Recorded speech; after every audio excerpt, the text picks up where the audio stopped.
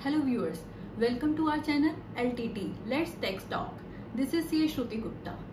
आज हमारा डिस्कशन का टॉपिक है कि कोई एसएससी कौन कौन सी कॉमन मिस्टेक्स करता है, क्या क्या एरर्स होती हैं वाइल फाइलिंग आईटीआर, क्या क्या चीजें हमें ध्यान में, क्या क्या पॉइंट्स हमें ध्यान में रखने चाहिए जिससे हमारी आईटीआर सही फाइल होए.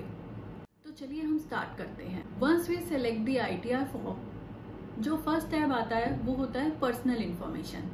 पर्सनल इन्फॉर्मेशन में फर्स्ट स्टेप होता है क्रेडेंशियल्स.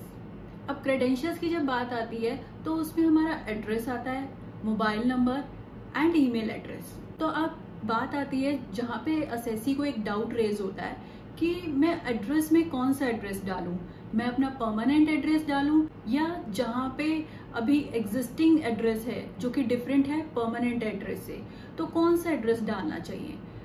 तो एक एसएससी प्रेजेंट एड्रेस या परमानेंट एड्रेस दोनों में से कोई भी एड्रेस डाल सकता है जिसमें वो कम्युनिकेशन रिसीव करना चाहता है.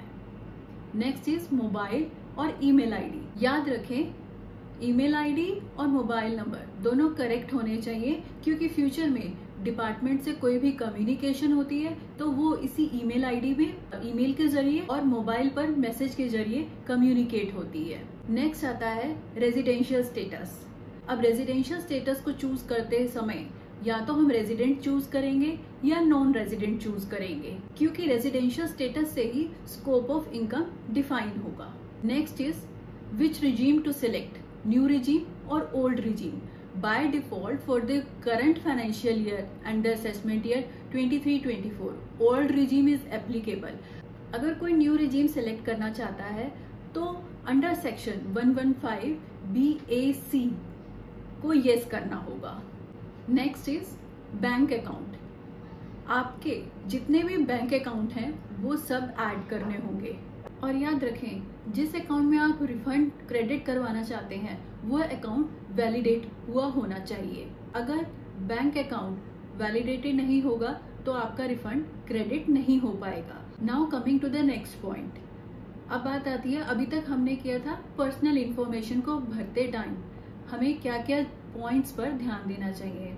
अब नेक्स्ट आता है सैलरी हेड.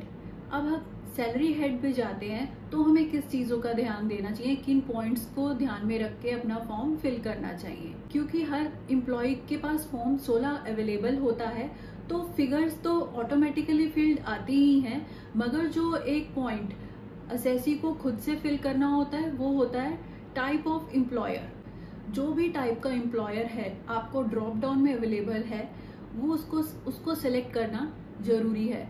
जैसे कि central government employer, state government, private sector, public sector, any pensioner और एनी अदर. जो भी अप्रोप्रिएट एम्प्लॉयर है उसे जरूर सेलेक्ट करें. नेक्स्ट आता है income from other sources. Generally SSC income from other sources में छोटी छोटी इनकम्स जो हमारी ड्यूरिंग द ईयर राइज हुई हैं वो फिल करना भूल जाता है या रह जाती हैं. जैसे कि अब डिविडेंड इनकम 100% टैक्सेबल है, कोई गिफ्ट रिसीव हुआ है other than relative more than 50,000 then 100% gift received is taxable. कोई आपने लेट आउट किया है बट वो सबलेट है, that sublet rent is required to be taxable under the head income from other sources और any other notional income arise during the year. तो ये सब चीजें जो छोटी छोटे हैं पॉइंट्स, बट एसएससी उनको कंसीडर करना भूल जाता है जिसके कारण नोटिसेस आते हैं बाद में. तो वो सब इनकम भी इनकम फ्रॉम अदर सोर्सेज में फिल की जाए. नेक्स्ट आता है डिडक्शंस. अब डिडक्शंस की बात आती है तो हमें उतनी ही डिडक्शंस क्लेम करनी चाहिए जितने की रिसीट्स हमें अवेलेबल हैं. लाइक अगर मैं एचआरए की डिडक्शन की बात करती हूँ तो जितनी हमने एक्चुअल रेंट का पेमेंट किया है या जितनी हमें रिसीट्स अवेलेबल हैं एचआरए उतना ही क्लेम किया जाए. अगर जैसे म्यूचुअल फंड के डिडक्शन की बात करती हूँ या फिर एफडी की डिडक्शन की बात करती हूँ, जो 80C एलिजिबल डिडक्शंस हैं वो ही अवेल की जाएं. सपोज मैंने कोई इंश्योरेंस प्रीमियम पे किया बट वो अप्रैल में पे किया, अप्रैल में पे करने के कारण उसकी डिडक्शन फाइनेंशियल ईयर 22-23 में अवेलेबल नहीं है. तो इन सब चीजों को थोड़ा ध्यान में रख के डिडक्शंस क्लेम की जाएं. एंड मोस्ट इम्पोर्टेंट, 26 ईयर्स और AIS इंफॉर्मेशन जरूर देखें। आपने जो अपनी इनकम कंप्यूट की है उसको कंपेयर करें, रिकंसाइल करें जितनी भी इनकम 26 ईयर्स और AIS में शो हो रही है। इन केस कोई भी वेरिएंस आता है अगर, तो आपने जो इनकम कंप्यूट की है वो एक्सेस है, तो देन वेल एंड गुड, आप एक्सेस इनकम शो कर सकते हैं। जब आपकी कंप्यूटेशन ऑफ इनकम में इनकम ज्यादा शो हो रही है और उस पर टैक्स भी डिडक्ट हुआ है बट वो 26 ईयर्स में नहीं दिख रहा है, तो आपकी रिस्पॉन्सिबिलिटी बनती है कि आप डिडक्टर को इन्फॉर्म करें और वो अपनी रिटर्न रिवाइज करेंगे TDS की, जिससे आपके 26 ईयर्स में रिफ्लेक्ट होगा। ऑन द अदर हैंड, अगर 26 ईयर्स में शो हो रहा है और आपके पास उसकी इंफॉर्मेशन अवेलेबल नहीं है, जैसे कि डिविडेंड इनकम 26 ईयर्स में शो हो रही है, या आपके पास जो इंफॉर्मेशन बैंक में आई है वो थोड़ी कम आ रही है, इसमें वेरिएंस है और 26 ईयर्स में ज्यादा शो हो रहा है, then you can consider the amount as shown in 26 years. तो इस तरह से आप एक रिकंसिलेशन जरूर करिएगा जो इनकम आपने कंप्यूट की है इन कंपैरिजन टू जो इनकम 26 ईयर्स और AIS में शो हो रही है।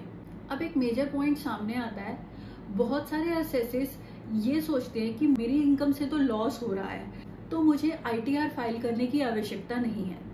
बट मेरा सजेशन ये होगा वो ITR फाइल जरूर करें, क्योंकि अगर किसी को लॉस हो रहा है तो लॉस शो करके वो कैरी फॉरवर्ड किया जा सकता है और उसको आने वाली इनकम के अगेंस्ट सेट ऑफ किया जा सकता है। जैसे कि हम एक एग्जांपल ले लेते हैं, किसी को अगर शॉर्ट टर्म कैपिटल लॉस हो रहा है या लॉन्ग टर्म कैपिटल लॉस हो रहा है शेयर्स ट्रेडिंग में, तो उसका बेनिफिट आपको आने वाले 8 साल में मिल सकता है अगर कोई आपकी इनकम हो रही है शॉर्ट टर्म कैपिटल गेन से या फिर लॉन्ग टर्म कैपिटल गेन कुछ हो रहा है। तो इस तरह से लॉस अगर किसी को हो रहा है तो उनके लिए भी ITR फाइल करना जरूरी है।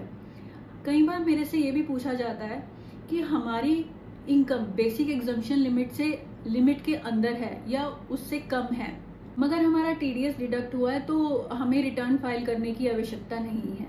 मैं उनको भी यही सजेशन दूंगी कि उनको भी रिटर्न फाइल करनी चाहिए कि एटलीस्ट जो TDS डिडक्ट हुआ है उसका आप रिफंड क्लेम कर सकते हैं, और वो रिफंड तभी आप क्लेम कर सकते हैं अगर आप अपनी ITR टाइम से फाइल करें। नेक्स्ट पॉइंट आता है, हमें कई बार ITR फॉर्म के साथ साथ कुछ और फॉर्म भी फाइल करने होते हैं जो कि मैंडेटरी होते हैं। जैसे कि अगर आपने कोई रिलीफ क्लेम किया है in case of arrears receive, तो उस केस में आपको फॉर्म 10E फाइल करना होगा। और इन केस आप न्यू टैक्स रेजिम सेलेक्ट करते हैं और आपकी इनकम है अंडर बिजनेस एंड प्रोफेशन, तो आपको फॉर्म 10IE फाइल करना होगा। इस तरह से ये दो एक मैंडेटरी फॉर्म्स हैं जो कि आपको ITR फॉर्म के साथ साथ दो अलग से फॉर्म्स भी फाइल करने होंगे। आई होप आप अब इन छोटे छोटे पॉइंट्स को ध्यान में रखते हुए अपनी रिटर्न फाइल करेंगे, जिससे कि आप कोई मिस्टेक ना करें और वाइल वैलिडेटिंग कोई एरर ना आए और आपकी ITR एक सही तरीके से फाइल हो। Thank you for today. Stay safe, stay healthy, do subscribe to my channel. Bye bye.